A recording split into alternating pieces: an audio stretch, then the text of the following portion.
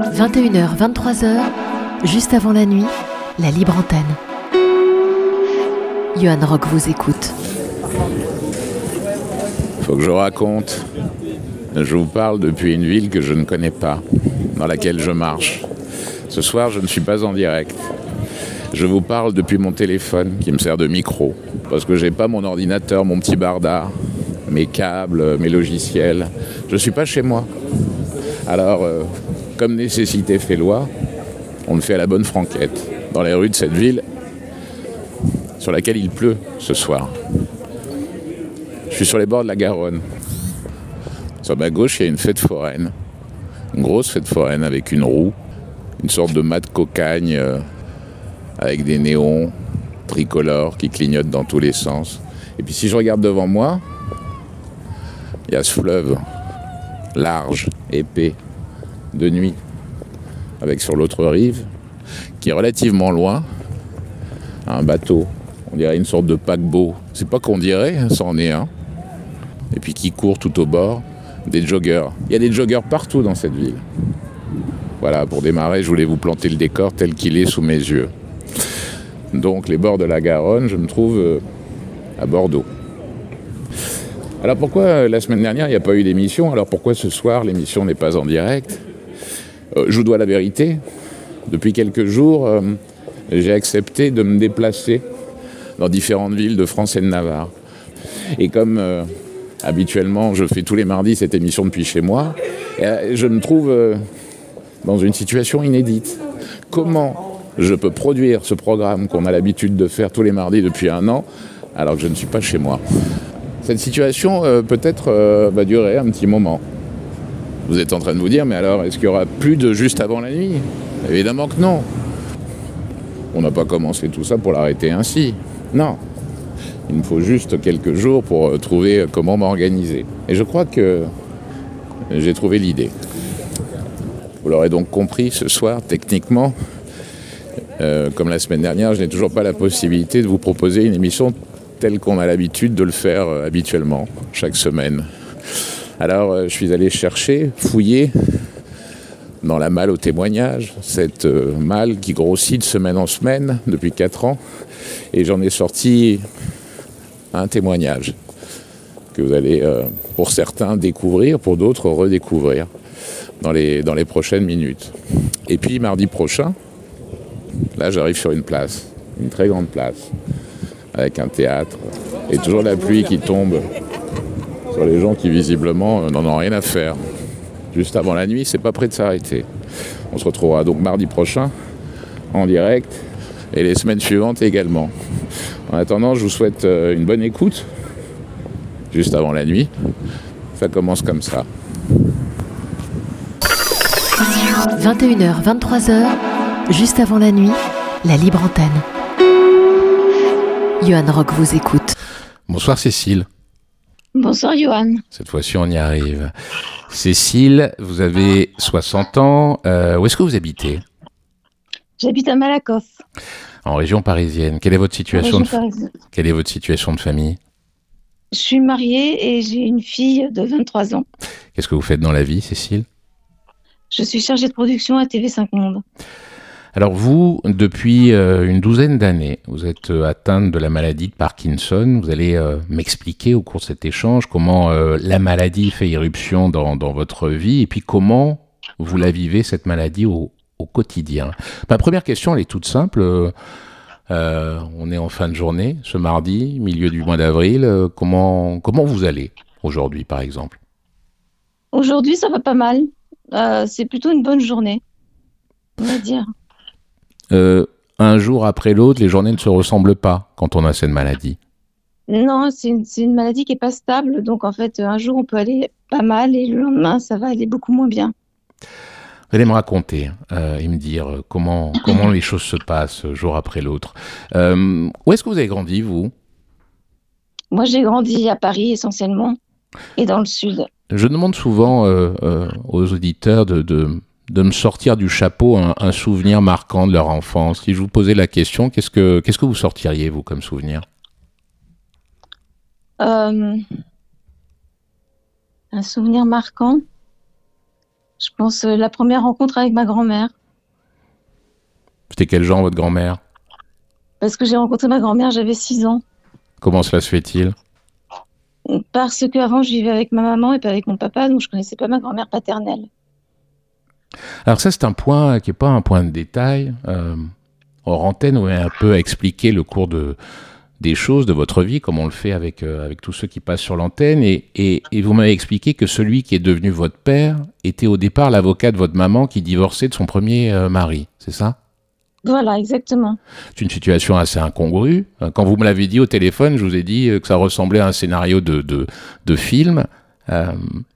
Est-ce que pour autant, ça a impliqué une situation difficile à vivre pour la petite fille que vous étiez à l'époque? Pour la petite fille que j'étais à l'époque, je me rendais pas vraiment, on se rend pas vraiment compte des choses quand on est petit.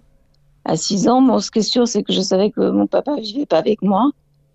Et j'étais bien contente quand il venait le soir, même s'il venait tard. Parce qu'à chaque fois qu'il venait, il me racontait une nouvelle histoire. Et ça, j'adorais ça. Quel genre d'histoire? C'est pour ça que j'ai adoré après la littérature. Quel genre d'histoire, par exemple, il pouvait vous raconter? Il racontait plein d'histoires qu'il inventait, qui partaient souvent de contes soit de Perrault, soit des fables de La Fontaine. Et puis ensuite, il divaguait. Ça veut dire quoi, il divaguait? Il se promenait, il s'amusait avec la langue, avec l'écriture, avec tout ça. Pourquoi, quand je vous pose la question du premier souvenir, c'est votre grand-mère qui vient à l'esprit tout de suite? Parce que ça a été après, je pense, une des personnes les plus importantes de mon enfance. Et que je pense que son décès a marqué une rupture aussi dans ma vie d'enfant. Vous aviez quel âge quand elle est partie? J'avais 12 ans. Est-ce que votre grand-mère vous a appris des choses qui vous servent encore aujourd'hui? Appris ou dit quelque chose, des phrases, vous savez, qui résonnent toute une vie? Non, j'en aurais pas comme ça, mais elle m'a appris, oui, sûrement beaucoup de choses, oui. Vous me dites? Je pense que... Pardon, oui. Non, je vous écoute. Non, je pense que oui, je pense que c'est une personnalité marquante. Vous étiez quel genre d'enfant, vous? Moi, jusqu'à l'adolescence, j'étais une enfant assez sage et assez sympa, je crois. Et après, non? Et après, j'ai été odieuse. Ah ouais. Mais odieuse comment? Parce qu'il y a plusieurs façons d'être odieux. Ah ben, je faisais pas mal de fugues. J'étais assez rebelle. Pourquoi? Pour punir vos parents? Je pense pas ma maman, mais peut-être mon papa parce qu'il me parlait pas beaucoup et j'avais, je pense, envie d'avoir des discussions avec lui, donc je provoquais. Si je résume, les moments où votre père était le plus disert, le plus à l'aise avec vous, c'est quand il divaguait, il vous racontait des histoires. C'est ça. Vous me dites que vous avez follement aimé la littérature, les romans, c'est-à-dire que vous étiez un peu à part des autres enfants de votre âge, vous vous réfugiez dans la lecture? Je me réfugiais dans la littérature. J'étais une petite fille assez réservée, assez timide. Et je restais assez en retrait. J'avais quand même des copines à l'école, hein, c'est pas le sujet, mais j'étais quand même assez réservée. Et donc, oui, je me réfugiais beaucoup dans les livres. Ouais. Vous êtes de celles qui pensaient qu'on peut comprendre la vie en ayant la chance de tomber et d'ouvrir les 2-3 bons romans qu'il faut? Mais j'en suis sûre.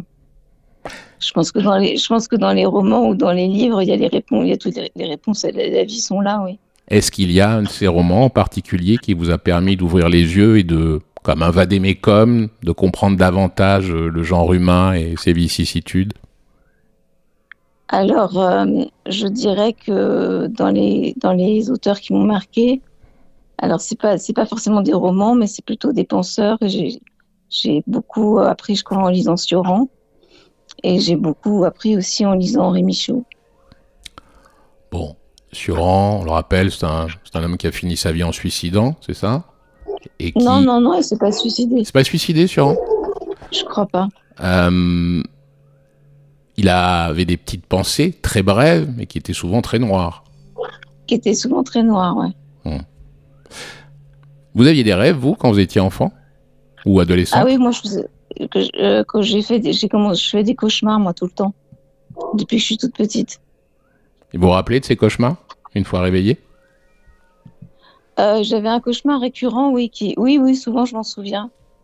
Et oui, j'avais un cauchemar récurrent qui était qu'on on m'attrapait pour m'enlever dans l'escalier, chez moi. Vous êtes arrivé à faire la paix, vous, avec vos parents? Enfin, avec votre père en particulier? Vous me disiez cette époque de l'adolescence où vous fuguiez. Oui, parce que on a fait la paix parce qu'on a passé les 10 dernières années en fait de sa vie. On était avec, j'ai été beaucoup le voir à la campagne avec ma fille qui était toute petite. Et à ce moment-là, on a réconcilié beaucoup de choses. Ouais. On a pu se parler, c'était très bien. À quel âge vous êtes devenue maman, vous, Cécile? 37. 37. C'est un projet de vie que vous attendiez depuis longtemps? Non, c'était j'ai eu un désir d'enfant à un moment donné. Et ça a été à la fois une surprise et une bonne nouvelle. Avant que la maladie vous tombe dessus, il y a 12 ans, je le disais, quel rapport vous aviez avec elle? Est-ce qu'il y a eu dans votre entourage des personnes malades? Ou est-ce que vous-même, vous avez traversé des épisodes durant lesquels vous étiez malade? Il y a mon papa qui a été malade. Mon papa avait la maladie de Parkinson à la fin de sa vie. Excusez-moi, parce qu'il y a mon chien qui me casse les pieds. Bon, on peut prendre le temps. Comment s'appelle? Qu'est-ce qu'il fait pour vous casser les pieds? Vous êtes moins présente qu'à l'habitude, c'est ça? Vous parlez au téléphone, donc bon. C'est ça. Et alors, donc il saute sur la porte. Il se fait remarquer. Voilà, et là, il l'ouvre. Et ben voilà, il l'ouvre. Voilà. Il l'ouvre parce qu'il veut partir Non, parce qu'il veut rester. Ah oui, d'accord. J'ai un petit jardin. Ah d'accord, ok. Bon, il s'appelle comment ce chien? Il s'appelle Popeye. Bon, et lui aussi, c'est un rebelle? Non, c'est pas un rebelle, mais c'est un drôle. D'accord. Bon, donc là, effectivement, il essaie de se faire remarquer ce soir. C'est ça, ce soir, il essaye de se faire remarquer. Vous me disiez, votre père avait la maladie de Parkinson, mais vous ne l'avez pas su tout de suite, c'est ça? Non, je ne l'ai pas su tout de suite. D'ailleurs, j'ai su très tard, j'ai su qu'il avait la maladie de Parkinson parce qu'il devenait très raide, donc il ne pouvait plus s'habiller, donc il fallait l'aider pour tout. Il était de moins en moins autonome. Mais je savais même pas qu'il prenait des médicaments pour cette maladie. Je l'ai su... En fait, j'ai vraiment su qu'il avait la maladie de Parkinson quand moi-même j'ai eu la maladie de Parkinson. Et à ce moment-là, il était toujours en vie? Non. D'accord, donc vous l'avez appris une fois décédé. D'accord. 4 ans avant, ouais. Parce que, quoi, par pudeur? Pour ne pas attirer l'attention sur lui? Pourquoi ne pas vous l'avoir dit? Oui, non, mon père, non, c'était pour pas attirer, on parlait pas de ces bobos avec mon père, ça avait aucun intérêt. Qu'est-ce qu'il y avait de l'intérêt vis-à-vis à ses yeux? Alors, tout le reste sauf soi-même. Vous tenez de lui là-dessus?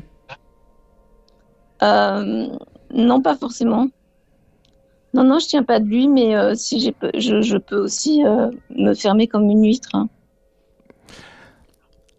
Avant l'arrivée de la maladie, Cécile, quel genre de vie vous avez mené, si vous deviez la qualifier, cette vie d'adulte? J'avais une vie assez active, puisque je faisais à la fois de la télévision. J'ai fait plusieurs émissions et à la fois en même temps je faisais du théâtre. Alors à un moment donné, j'ai laissé tomber le théâtre pour faire que de la télévision, puis à un autre moment, j'ai laissé tomber la télévision pour faire du théâtre. Mais parfois, j'arrivais à accumuler le tout. C'est-à-dire par exemple, je faisais des plateaux le matin sur France 5 et je jouais le soir en banlieue parisienne. Quand on fait de la télé, quand on monte sur scène au théâtre, les gens vous voient, vous regardent, vous scrutent dans les moindres détails. Vous avez toujours été à l'aise avec votre image, vous?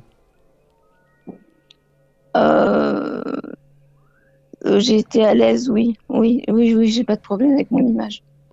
Au-delà d'être à l'aise, vous avez aimé votre image?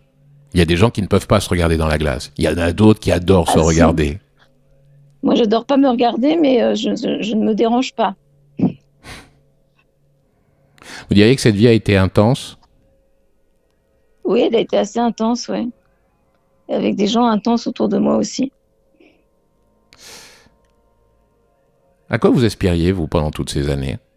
C'était des années de course? Des années où vous avez eu le temps de vous poser, ou c'était toujours au lendemain qu'on repoussait? Non, c'est des années où j'ai fait les choses que j'avais envie de faire, surtout. Il est passé vite, ce temps? Trop vite. À quel moment et de quelle manière sont arrivés les premiers symptômes de votre maladie? Alors, en fait, ils sont arrivés à peu près, on va dire, ils sont arrivés à peu près 4-5 ans après la mort de mon papa. En fait, j'étais épuisée tout le temps et donc je comprenais pas pourquoi. Et aucun médecin ne pouvait me donner de réponse. Et quand je faisais des analyses, il n'y avait rien. Donc, voilà. Donc, j'étais dans une espèce d'errance thérapeutique pendant 2-3 ans, avant de commencer à avoir en fait vraiment la main qui commençait à trembler, et le doigt. Ça a commencé par un doigt. Et puis, j'ai la main gauche qui a commencé à plus trembler. Et là, à partir de ce moment-là, j'ai compris qu'effectivement, il y avait un vrai souci. Et donc, je suis allée voir un neurologue qui m'a diagnostiqué un syndrome parkinsonien. Vous vous souvenez du jour où le mot a été prononcé? Où vous avez su, enfin, après 2-3 ans d'errance médicale? Ah oui, je m'en souviens, oui. Oui, je m'en souviens. Ça a été très dur. Et en plus, ça a été fait par un neurologue qui n'avait aucune psychologie. Donc, en même temps qu'il m'annonçait que j'avais un syndrome parkinsonien, en même temps, il répondait à son téléphone à quelqu'un d'autre, etc. Donc, oui, j'en ai un souvenir assez glaçant. Dit de manière triviale et sans ménagement. Sans ménagement. Et après, il m'a tendu l'ordonnance avec une liste un médicament en fait qu'il fallait que je prenne. Et au fur et à mesure des semaines, j'en avais de plus en plus à prendre. Et je me suis dit, tout de suite, dès que j'ai pris l'ordonnance, j'ai dit, je ne prendrai pas ça. Pourquoi? Parce que ça me paraissait, je ne sais pas pourquoi, cet homme ne m'inspirait pas confiance. Et son ordonnance non plus. Mais vous êtes dit, dans les premiers temps, vu comment il m'en parle, avec aussi peu de professionnalisme et d'humanité, peut-être qu'il dit n'importe quoi, peut-être que je ne suis pas malade, peut-être que je n'ai pas Parkinson, vous l'êtes dit ça? Non. Je me le suis pas dit parce que j'avais eu une première alerte pendant l'été juste avant. Et j'avais été aux urgences à Pompidou. Et là, j'avais rencontré une neurologue qui m'avait dit qu'il fallait que je regarde du côté des maladies neurologiques. Donc j'étais pas surprise. Et surtout, j'avais repéré que mon écriture faisait la même chose que celle de mon père à la fin de sa vie. C'est-à-dire que j'écrivais et ça se rapetissait au fur et à mesure et j'arrivais pas à écrire droit sur une feuille. Mon écriture descendait et se rapetissait. C'est un des syndromes de la maladie. Quand vous avez su, Cécile, quand vous avez compris, quelle a été votre première réaction? Qu'est-ce que vous vous êtes dit? Alors, ma première réaction, c'était... d'abord, j'étais désespérée. Ma réaction au départ, c'était... Oui, mais j'étais désespérée. J'avais la sensation que la vie s'effondrait. Qu'il n'y avait pas d'avenir, que tout devenait noir, quoi. Et puis et après j'étais très en colère, donc je me suis longée sur la gymnastique, je faisais tout ce qui me passait entre les mains pour faire en me disant regarde, tu es encore capable de tout faire. Voilà, tu peux encore faire du vélo, tu peux encore courir, tu peux encore lancer un ballon, voilà quoi. Ça veut dire que vous vous êtes défié? Oui, et j'ai une petite tendance comme ça à me défier. Mais quand on se défie et qu'on a parfois effectivement la maladie fait que le corps ne peut pas suivre, est-ce que vous avez fini par vous faire mal, au propre comme au figuré? Oui, absolument. J'ai fini par me déclencher une capsulite dans une épaule et ensuite dans l'autre épaule. Une capsulite? Une capsulite, c'est une inflammation en fait du liquide qui est dans l'articulation de l'épaule. Et c'est extrêmement douloureux. Vous avez la sensation en fait que votre bras, quand vous le tendez, que vous essayez d'ouvrir une lumière, il va se décrocher. Et autour de vous, qu'est-ce qu'on disait? Je sais pas. Comment ça, vous savez pas? Non, je sais pas ce qu'on disait autour de moi. Je veux dire par là, qu'est-ce que pas les gens disaient dans votre dos, mais est-ce qu'il y avait quelqu'un? Est-ce qu'il y avait plusieurs personnes pour vous accompagner? Est-ce qu'il y avait une personne à qui vous pouviez parler de tout ce qui vous arrivait à ce moment-là, de cette maladie qui faisait irruption dans votre vie? Ma meilleure amie et mon neurologue. Ah, vous avez trouvé un bon professionnel après le premier? Oui. Ouais. Après le premier, j'ai trouvé un très bon neurologue et très gentil, très humain. Et d'ailleurs, j'ai jamais pris les médicaments du premier et il a trouvé ça formidable. Ça veut dire que en fonction des praticiens, le traitement n'était pas du tout le même? Enfin, c'est pas du tout, mais c'est des traitements qui sont avec des, on va dire, qui sont différents. C'est-à-dire que le premier traitement qu'on m'a donné, c'était un antagoniste dopaminergique et avec beaucoup d'effets secondaires. Et lui a commencé par tout de suite me donner assez vite du Modopar qui est de la... Alors, sans trop tomber dans les choses trop médicales pour comprendre, en fait, elle agit comment cette maladie au quotidien sur le corps, sur l'esprit? Sur le corps, elle agit.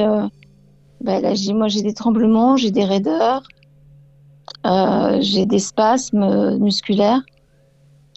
Voilà. Et puis, qu'est-ce que j'ai d'autre? J'ai la voix qui s'éraille, qui s'éteint. J'ai les yeux qui se dessèchent parce que mes glandes lacrymales ne marchent plus très bien. Ce neurologue qui vous accompagne depuis le début... Ah non, il est parti à la retraite. Il est parti à la retraite. Mais en tous les cas, celui qui vous a accompagné pendant un moment, il vous a livré une feuille de route. Est-ce que il vous a dit en gros, cette maladie, c'est ça, il va se passer ça, puis ensuite ça, et encore ça? Ou est-ce que les contours sont beaucoup moins précis? Non, c'est beaucoup moins précis. Et ça, c'est préférable. C'est préférable de votre point de vue, quand on est malade, de ne pas savoir exactement ce qui va se passer ou ça vous a fait souffrir? Ah non, mais de toute façon, ça fait partie inhérente de la maladie, donc ça, c'est pas ça qui fait souffrir. C'est pas de pas savoir qui fait souffrir. Ce qui fait souffrir, c'est de vivre avec cette maladie tous les jours. Ce qui fait souffrir, c'est de se lever le matin et de pas pouvoir poser le pied par terre parce qu'il y a une dyskinésie, vous avez le pied rentré à l'intérieur. Je sais pas comment vous l'expliquer, mais sur le, vous avez le pied qui se tord tout seul. Donc en fait, il faut se préparer. Il faut se préparer à avoir un corps qui soit différent du jour au lendemain. Celui qui est le vôtre aujourd'hui ne sera pas celui de demain, et encore moins celui du surlendemain. Voilà. Vous avez mis du temps, vous, à l'accepter, cette maladie? Moi, je pense que j'ai bien mis 10 ans, oui. Qu'est-ce qui fait qu'au bout de 10 ans... Déjà, ça veut dire quoi de finir par l'accepter, la maladie? Je pense que c'est finir par l'intégrer à sa vie et en faire quelque chose. Vous allez m'expliquer ce que ça veut dire concrètement. Ça veut dire concrètement.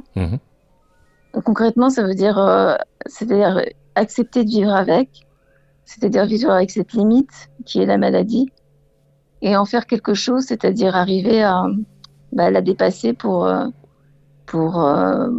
rendre quelque part peut-être utile.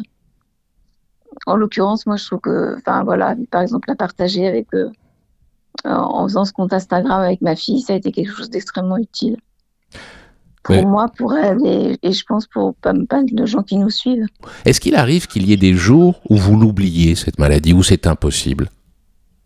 Alors, j'ai la chance d'avoir des heures où, effectivement, j'oublie complètement que je suis malade. Si je suis prise dans quelque chose et que et je suis dans un... Donc, il y a deux phases dans ce qu'on appelle la phase on et la phase off pour les parkinsoniens. On est en off quand on n'est plus avec les médicaments, c'est-à-dire on est livré à la maladie. On est en on quand on est dans une sorte de sous-médicament et que donc on n'a pas les symptômes de la maladie. Moi, j'ai la chance de pouvoir encore avoir pas mal d'heures où je suis en on avec mon médicament et donc à vivre comme s'il ne se passait rien. Enfin, comme si j'étais pas malade. Vous avez parlé des tremblements. Effectivement, quand de l'extérieur on parle de la maladie de Parkinson, c'est la première chose à laquelle on pense. Ça veut dire que le regard des autres, j'imagine, ne vous épargne pas. Ce regard, vous avez tenté de vous en extraire, d'essayer de vous cacher, ou très rapidement vous en avez parlé aux autres de cette maladie? Ah non, j'en ai pas parlé rapidement du tout. J'ai pas... J'ai parlé au départ, au début de la maladie, j'ai parlé aux gens en qui j'avais confiance. Mais les gens que je connaissais peu ou pas trop, ou j'en parlais pas. Et quand j'allais quelque part à un dîner, évidemment, j'avais pas du tout envie d'en parler. Et souvent, c'était plutôt... Enfin, ça se savait, donc voilà. Mais si je pouvais éviter que ça se voie, j'étais ravie, quoi. C'est une maladie qui fait peur aux autres. Ah oui, je pense que toutes les maladies comme ça, neurologiques et dégénératives, elles font peur aux autres, ouais. On a parlé de votre fille, et on y reviendra d'ici quelques instants, avec qui vous avez entrepris un compte Instagram qui vous permet, vous, de parler de cette maladie, de parler de vous et de comment vous l'appréhendez au quotidien. Votre fille a quel âge aujourd'hui? Elle a 22 ans. À quel moment vous lui avez parlé? Donc, elle a 22 ans, donc il y a 12 ans, elle avait, pas très bon en calcul, une dizaine d'années. 11 ans. 10 ans. Ouais. 10 ans. 10-11 ans. Ouais. 10-11 ans. À quel moment vous avez décidé de lui dire que sa mère était malade? En fait, je crois quand je suis tombée malade, je pense qu'elle savait plus ou moins que j'étais malade, mais en revanche, je voulais absolument pas qu'elle mette un nom sur la maladie. Parce que je voulais pas qu'elle aille sur Internet et qu'elle regarde maladie de Parkinson, parce que c'est les descriptions qu'on en fait sur Internet, souvent c'est très caricatural, c'est une maladie de vieillard, donc je voulais absolument pas qu'elle ait ça comme image, et surtout je voulais qu'elle ait une enfance comme tous les autres enfants, avec une maman qui pouvait faire tout ce qu'elle avait envie de faire avec elle, et qu'elle n'ait pas l'image d'une maman handicapée en face d'elle, voilà. Est-ce que vous diriez que d'une manière ou d'une autre, vous avez fait un peu à votre fils ce que votre père vous a fait? C'est-à-dire qu'il ne vous a pas révélé sa maladie de Parkinson à l'époque? Absolument, absolument, monsieur. Pourquoi vous prenez cette intonation? Parce que c'est vrai, parce qu'on est éduqué d'une certaine manière, je pense. Et moi, j'ai appris à me taire, et donc c'est vrai que j'avais une tendance à me taire. Et sûrement que oui, j'ai refait quelque chose, oui. Comment a-t-elle réagi lorsqu'elle a été en âge de comprendre ce qui vous arrivait réellement? Alors, comment elle a réagi? Elle a toujours... Iris, elle a toujours eu pas mal d'humour. Donc, elle a commencé par me faire rire parce que il y a eu un moment où j'ai commencé à trembler beaucoup plus, et essentiellement le matin. Donc, avant qu'elle parte à l'école, ça pouvait être compliqué. Et donc, elle me faisait des petites réflexions. Elle me disait, tiens, maman, ce matin, c'est la fête au village. Ou alors, elle me disait... ou alors des petites choses très tendres. Tu sais, maman, c'est pas grave si tu trembles. Moi, je suis contente. Comme ça, j'ai pas la même maman que les autres. Et ça rendait un peu plus doux le quotidien, ce trait d'humour de la part de votre fille. Tout à fait. Ce compte Instagram, comment s'appelle-t-il déjà? Parkypot. Parky_pot. Qui a été l'instigatrice? Elle, vous? J'imagine, générationnellement. En fait, générationnellement, oui, c'est elle qui m'a proposé Instagram. Mais il semblerait qu'en fait, ce soit moi qui lui ai proposé de faire une vidéo parce que je voulais faire une chaîne YouTube sur la maladie. pour vulgariser cette maladie, pour la rendre plus accessible à ceux qui n'en comprennent rien, quelle était Voilà. Ouais. Pour partager aussi avec d'autres parkinsoniens, pour échanger des astuces avec d'autres, pour expliquer ce qu'était cette maladie, pour faire comprendre que c'était une maladie. Voilà, il y a plein de handicaps invisibles. Et il faut que les gens sachent. Il vous aide à mieux vivre, ou c'est un grand mot, ça, ce compte Instagram, de partager justement ce que vous avez de plus intime? Oui, je pense que ça aide effectivement à mieux vivre. Il y a plein de choses comme ça qui aident à mieux vivre. Ça aide le compte, oui, parce que au niveau, je pense, des échanges, c'est très riche, que ce soit pour moi ou que ce soit pour Iris aussi d'ailleurs.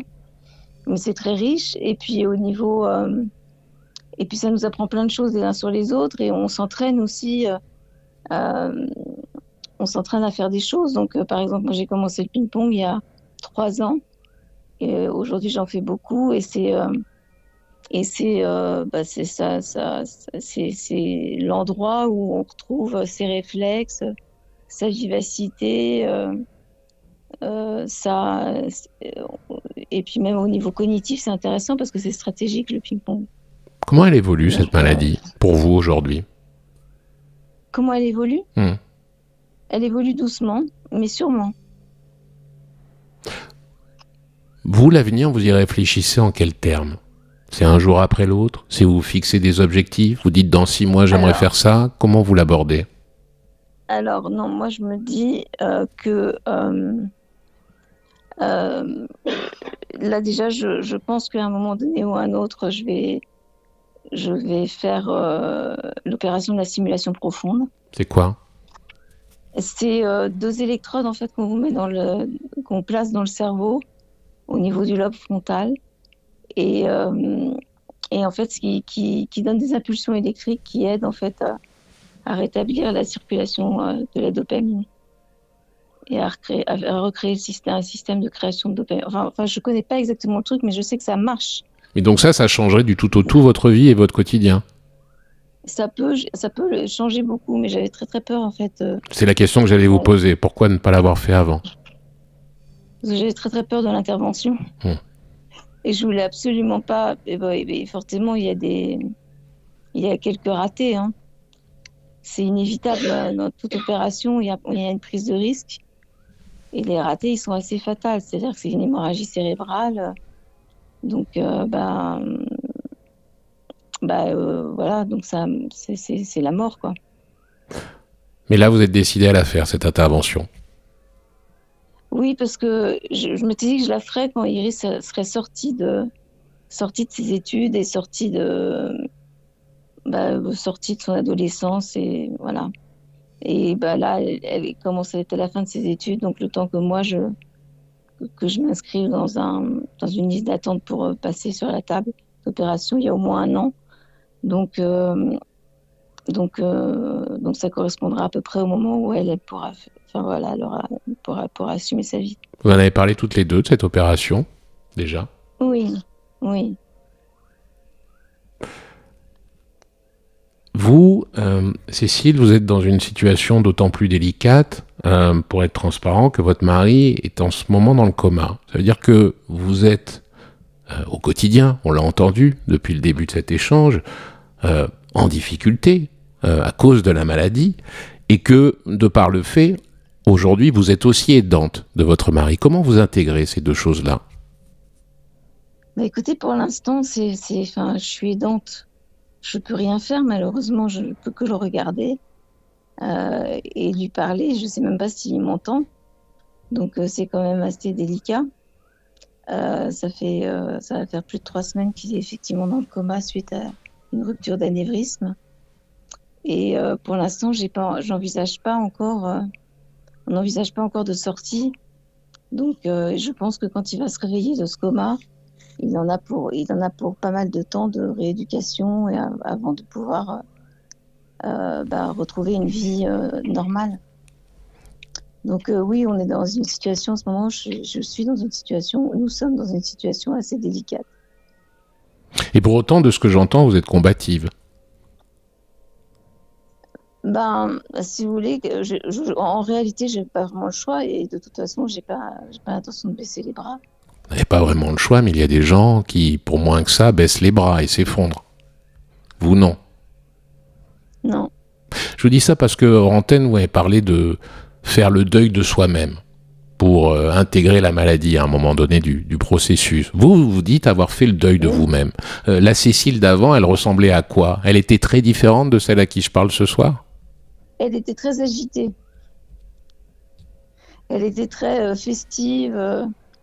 Elle aimait beaucoup sortir. Bon, ça peut être dû à l'âge, non? Après, on fait pas tout au même âge, non? Vous pensez que c'est la maladie qui a résorbé ce point-là de vous? Oui, la maladie, ça m'a beaucoup calmée, ouais. Mais aussi parce que je pouvais pas faire autrement. Parce que, de toute façon, j'étais tellement fatiguée que j'avais plus envie de sortir, donc ça résolvait le problème. Qu'est-ce que vous allez faire demain? Demain, qu'est-ce que je vais faire? Demain, j'ai